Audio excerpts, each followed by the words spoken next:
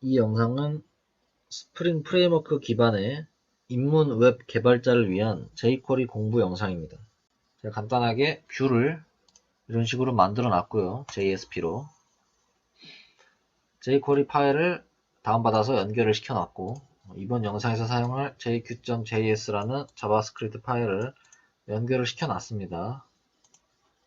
그럼 이거를 처음 보시는 분들도 계실 텐데, 이 달러 기호는 jQuery에서 쓰는 기호로 jQuery에서 제공하는 함수를 쓰겠다는 뜻입니다. 그래서 이 달러 함수 안에 함수를 하나 더 집어넣어 주게 되는데, 이제 이 안에 있는 함수는 무슨 뜻이냐면 이 HTML 파일을 전부 끝까지 읽고 나서 실행하겠다는 뜻입니다. 따라서 이 안에 있는 코딩은 여기를 다 읽고 나서 실행을 하기 때문에 얘네들의 접근이 가능을 하게 되죠. 예를 들어서 일반 자바스크립트처럼 이 헤드에다가 이런 식으로 JS를 걸어 놓고 코딩을 하면은 여기를 아직 읽기 전이라서 내가 적어 놓은 이 태그들의 접근을 불가능하죠. 이 아래 스크립트를 걸던지 아니면 여기에 그냥 스크립트 코딩을 하던지 뭐 그런 방식을 써야 되는데, jQuery 이 함수를 쓰면 일단 그 문제는 해결이 됩니다. jQuery가 연결이 제대로 됐는지 확인을 하기 위해서 alert 함수를 실행을 시키겠습니다. 그러면 이 함수가 jQuery 함수니까 jQuery가 제대로 연결이 됐으면 alert이 뜰 것이고, 잘 안 됐으면 오류가 뜨겠죠.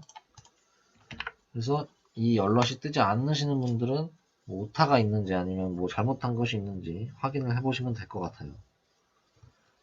그러면 이번 영상에서는 jQuery에서 할 수 있는 게 정말 무지막지하게 많은데, 가장 간단하고 좀 흥미를 끌만한 세 가지만 일단 공부를 해보겠습니다. 먼저 강력한 선택자 기능인데, 자바스크립트에서 이제 기존에 뭐 id를 통해서 어떤 엘리멘트에 접근을 하고 싶을 때 document.get element by id였나요? 뭐 이런 거를 쓰는데, 저는 그 방식을 안 써서 이제 기억도 잘 안 납니다. 이거를 jQuery로 했을 때 얼마나 편해지고 간단해지고 알기 쉬워지는지 한번 보시면 될 것 같습니다. 여기에 보면 콜을 제가 3개를 만들어 놨는데 대충 이렇습니다. 그러면 제가 이 adiv를 한번 건드려 볼게요.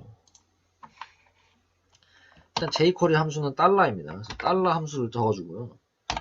매개 변수로 여러분 CSS 공부할 때처럼 태그를 선택을 합니다. CSS에서 어떤 id로 태그 선택할 때 샵 쓰죠. 일단 똑같이 하면 됩니다. 샵을 쓰고 adiv, 그러면 제가 지금 원하는 adiv 태그를 id를 통해서 찾아낸 겁니다. 선택을 한 거죠. 그럼 이제 뭔 짓을 할지를 점을 적고 이제 그 함수를 골라주면 되는데, 텍스트 함수를 한번 써보겠습니다. 텍스트 함수는 내가 선택한 태그에 텍스트를 조작하는 건데, jQuery에는 함수 이름에 get이나 set이 붙지 않습니다. 대신에 매개 변수를 넣어주느냐 안 넣어주느냐로 get이나 set이 결정이 됩니다. 그래서 지금 같은 경우는 매개 변수가 없기 때문에 get이 된 거고요. 만약에 매개 변수로 무언가를 넣어주면 set이 됩니다. 자, 그럼 대충 이렇게 한번 문자를 넣어주고 실행을 시켜보면 쟤는 지금 set의 형태를 취하고 있는 거죠. 그럼 이 adiv의 텍스트가 바뀌었는데, 잘 보시면 스판 태그가 날라갔습니다. 이제 이 같은 경우는 새롭게 다시 쓰는 것이기 때문에 그 안에 내가 선택한 태그 안에 내용물이 싹 갈아엎어지는 겁니다. 그래서 이런 거를 방지하고 싶을 때 가장 좋은 방법은 이 스판 태그를 선택하는 게 제일 좋겠죠. 뭐 아이디를 주든 아니면 다른 jQuery에서 제공하는 많은 선택적 기능이 있는데 선택할 방법은 많아요. 뭐 그게 가장 바람직한 방법이겠으나 이번 영상에서는 공부를 위해 좀 색다르게 해보겠습니다. 그러면 첫 번째 드는 생각은 이렇게 하면 되지 않을까 라는 생각이 들 수도 있겠지만, 의도와는 달리 이렇게 전부 문자열로 인식을 하게 되는데, 그럴 때 쓰는 함수가 html입니다.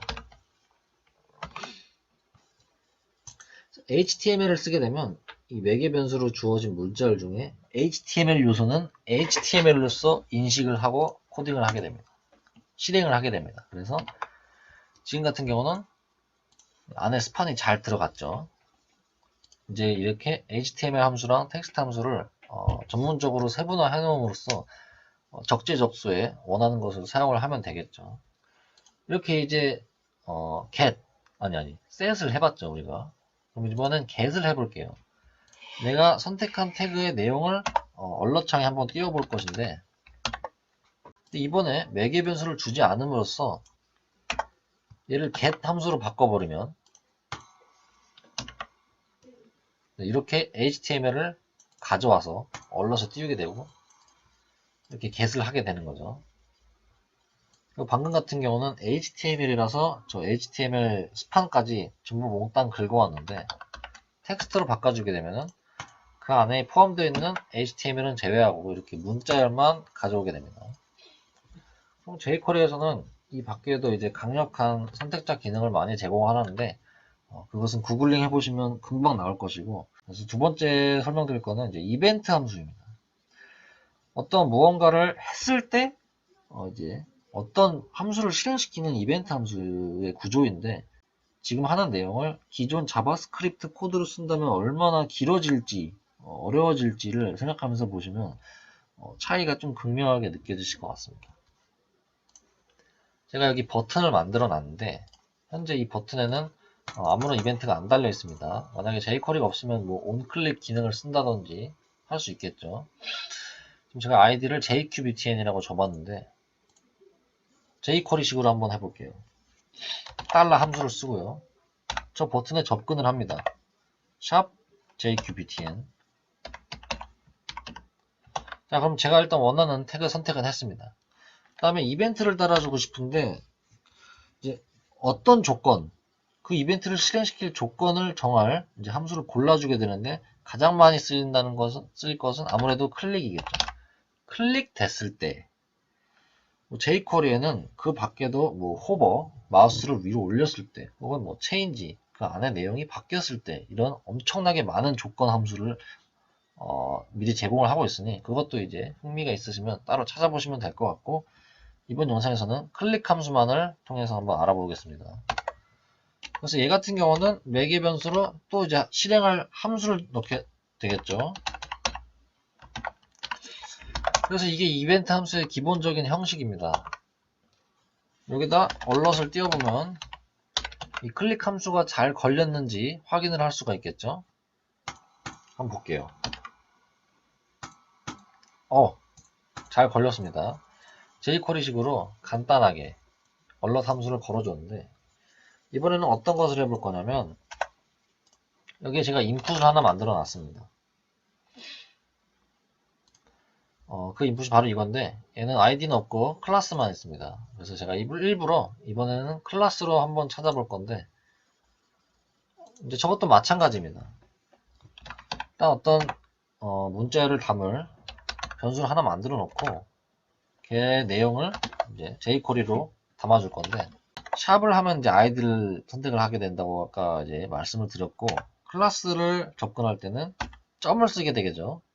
그래서 이제 점을 쓰고 이제 원하는 클래스 이름을 적게 되면은 jq 클래스를 가진 태그를 선택을 하게 되는데, 클래스는 이제 중복 사용 가능하기 때문에 jq 클래스를 가진 태그가 여러 개 존재할 수 있죠. 그럴 때는 가장 첫 번째 만나는 jq 클래스를 찾습니다. 혹은 jq에서 제공하는 다양한 추가 선택 기능을 통해서 보다 정확하게 찾거나 아니면 간단하게 여기에 input.jq라고 써서 인풋 태그 중에 jq 클래스를 가진 태그만 선택을 할 수가 있게 됩니다. 지금 같은 경우는 다른 jq 클래스를 가진 태그가 없기 때문에 인풋을 굳이 안 써도 되죠.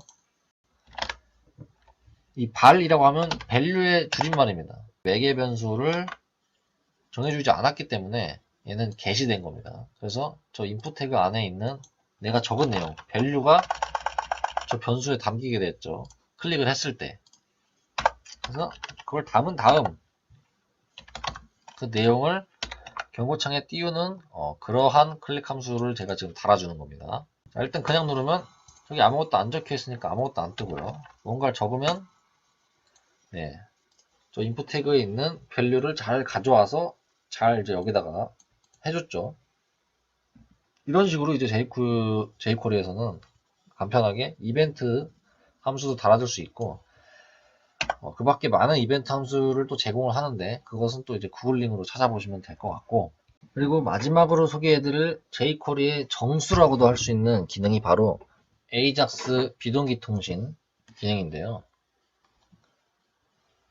비동기 통신이란 페이지 이동이 일어나지 않고 서버와 통신을 하는 그런 엄청 좋은 기능입니다.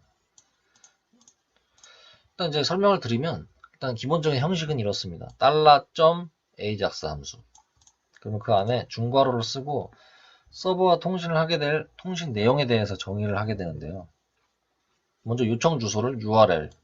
일단 보통 키와 밸류 형식으로 넣습니다. 그래서 URL은 이렇게 요청 주소를 정의를 하고, 타입은 통신 방식이죠. get냐 post냐. 보통 post를 많이 씁니다. 데이터 타입 JSON. JSON으로 통신을 하겠다는 건데 이제 내가 받을 내용에 대한 정의입니다. 내가 보낼 때는 JSON이 아니어도 돼요. 이 데이터 타입은 내가 받을 내용에 대한 정의입니다. JSON으로 받겠다는 뜻이고, 그래서 여기 JSON으로 정의를 했으면 서버에서 JSON이 아니고 다른 걸 주면 오류가 납니다. 자, 그럼 데이터는 내가 보낼 데이터를 정의하는 부분입니다. 이것도 역시 마찬가지로 키와 밸류 형식으로 주게 되는데, AJAX 데이터라는 키로 밸류는 뭘 담아주냐면 bdiv, id가 bdiv는 v인 태그에 텍스트를 get 해서 여기다 담아준 겁니다. success는 이 통신이 성공했을 때, 뭔가의 오류 없이, 에러 없이, 예외 없이 성공했을 때 실행시킬 함수입니다. 이 매개 변수는 그때 이제 서버가 준 그 JSON이 되겠죠. 그 JSON 객체를 매개 변수로 받아오게 됩니다. 이제 얼럿에다가 굿이라고 써놨는데 추가로 여기다 data.result 해볼까요? 왜 result인지는 곧 설명을 드리도록 하고요. 에러는 이제 이 서버 통신이 어떠한 이유로 실패했을 경우 실행시킬 함수입니다. 그러면 보통은 에러 내용을 매개 변수로 가져와서 그 이제 에러를 개발자가 확인을 해야겠죠. 물론 얼럿으로 안 띄워도 콘솔에서 확인이 가능하긴 합니다. 자, 그럼 이렇게 해서 아이작스 형식을 이제 정의를 한 것이고, 컨트롤러 쪽 한번 볼게요.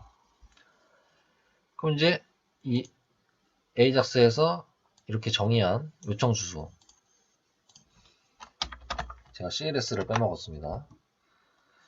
이 CLS는 이 프로젝트의 패스 네임이고요. 자, 그러면 이게 이제 컨트롤러 클래스의 기본적인 매핑이고, 그 다음 매핑, 이제 함수 매핑이 이겁니다.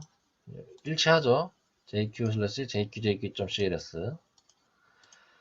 자, 그러면 여기 보시면 이 AJAX 데이터라는 스트링 문자를 받는데, 그게 바로 지금 제가 여기 정의한 이겁니다. 이 키값으로 받아오면 그 안에 내용물이 이게 들어있게 되는 거죠. 그럼 스트링 뷰에서 result는 OK라는 이게 바로 JSON인데, 이거는 이제 다들 아시겠지만 문자를 그대로 쓰느냐 아니면 실제 문자 설정 이 차이죠. 이 역슬래시는. 그래서 result는 OK 이렇게 지금 JSON을 간단하게 만들어 본 것이고요. 그래서 이제 여기서 JSON을 성공적으로 받았을 때 그 JSON의 result에 해당하는 값을 지금 여기서 가져온 겁니다. 그리고 여기서 이제 데이터가 잘 갔나 그걸 확인하기 위해서 프린트LN으로 한번 찍어내보고 그 다음에 뷰를 돌려줍니다. 딱 실행을 시키면 굿 OK가 나오는데,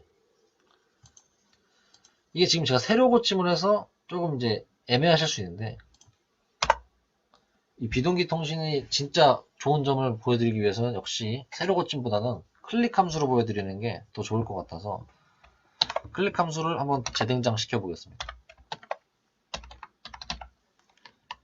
자, 이렇게 아까의 그 형태를 다시 찍어주고요.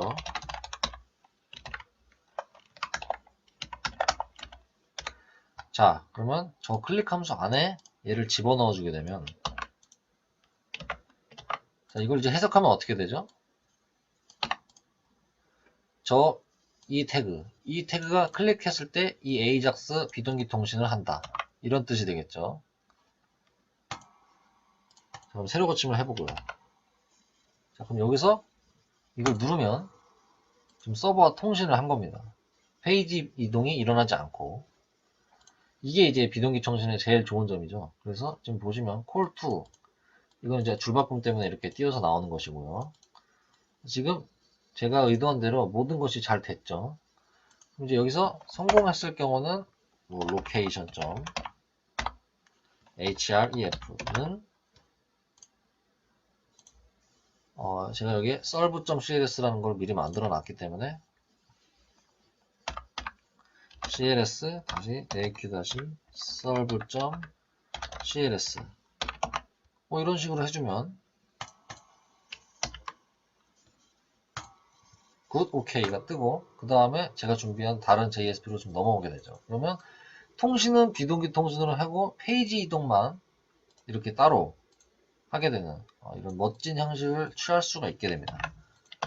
이제 이 AJAX를 응용을 하면 엄청나게 많은 좋은 기능을 사용을 할 수가 있겠죠. AJAX 지금 AJAX 이 형식 같은 경우는 가장 기본적인 것만 일단 정의를 했는데, 이것 외에도 AJAX에서 또 추가로 제공하는 전문적인 기능들이 많으니까 찾아보시면 많은 공부가 될 것입니다. 그 밖에 궁금한 점이 있으시면 댓글로 물어보시면 제가 성실성의껏 답변을 드리도록 하겠습니다.